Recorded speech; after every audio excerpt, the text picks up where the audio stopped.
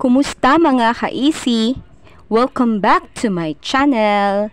Nagngita ba mo og super easy pero budget friendly na pasta? So in this video, magluto ta og easy tuyo pasta.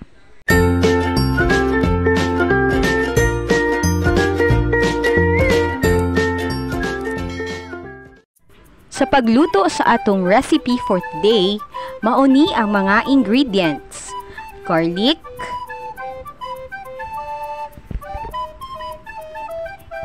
onions,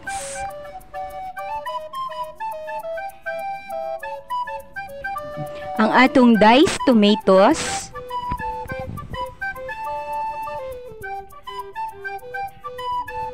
Parmesan cheese, ang atong spaghetti pasta, olive oil, ang atong tuyo or bulad na giflakes, gihimay-himay lang, butter,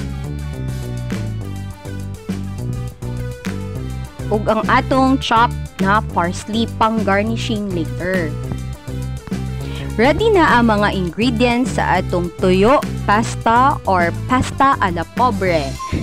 So, let's start cooking.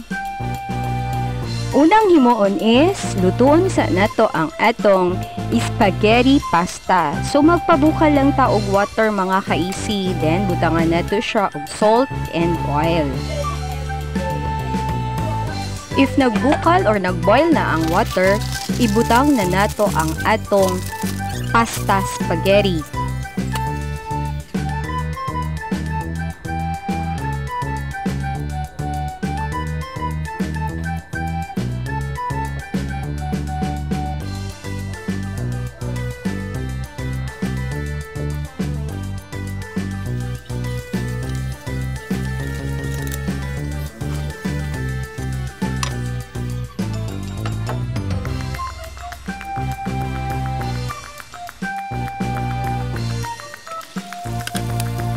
If naluto na ang atong pasta, let's drain this and set this aside para unya.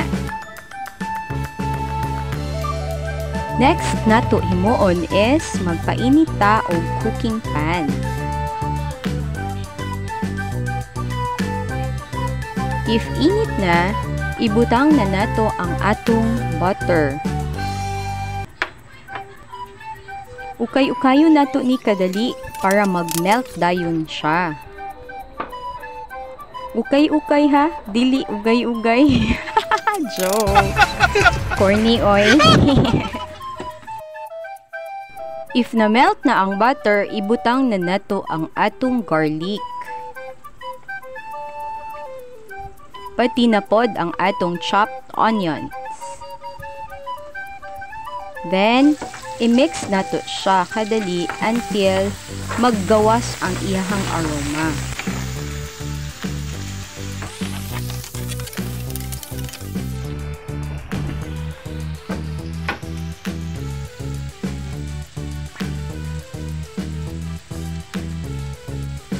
At this point, magbutang na ta og olive oil.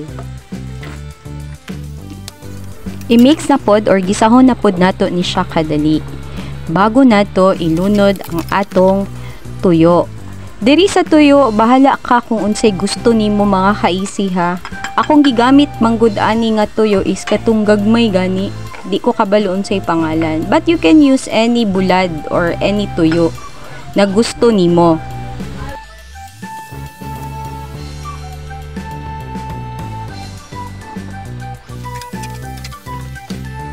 Isunod na pod nato butang ang atong sliced tomatoes. Bali mga ka-easy, gikuhaan na pod day nako nig seeds ang tomato. Pero depende na sa inyo ha kung gusto ninyo na ay seeds or wala. Ako manggod dili ko ganahag na ay seeds sa akong pagluto.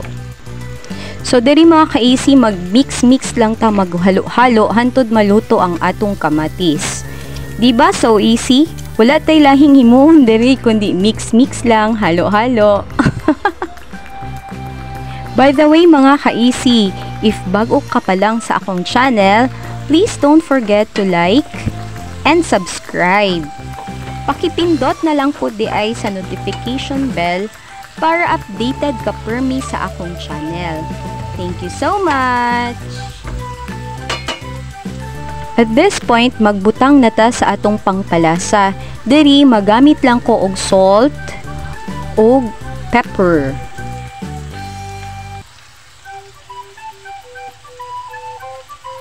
Para mas mulami atong giluto, butangan nato siya og basil leaves.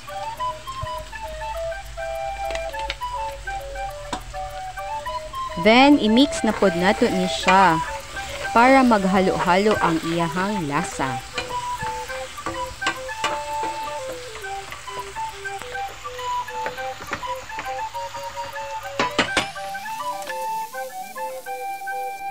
Let's cover this for a while para ma-ensure nato na naluto tanan nato na aromatics.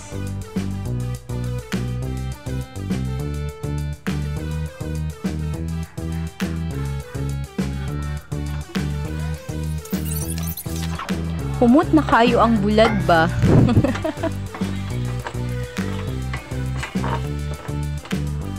At this point, pwede na nato ibutang ang atong naluto na pasta kaganina.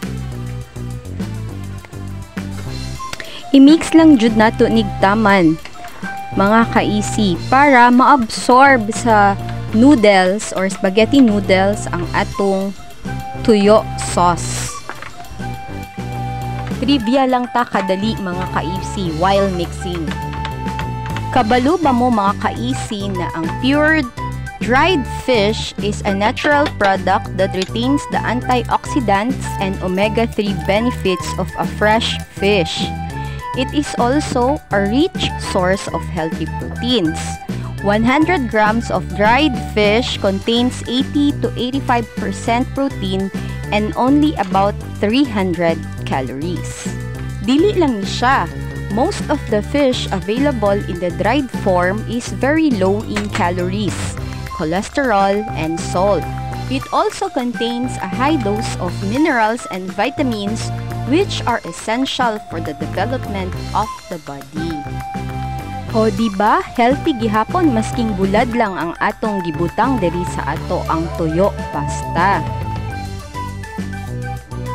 Para mas mulami pa ang atong tuyo pasta or pasta a la pobre, let's put or sprinkle some Parmesan cheese. Kung wala tay Parmesan cheese, pwede lang man sad wala na. Pwede na nato ni siya kaunon. Then, magbutang po ta og chopped parsley. Para social tan-awon, di ba? Dili na nato ni dugay-dugayon pa. Tara, let's eat!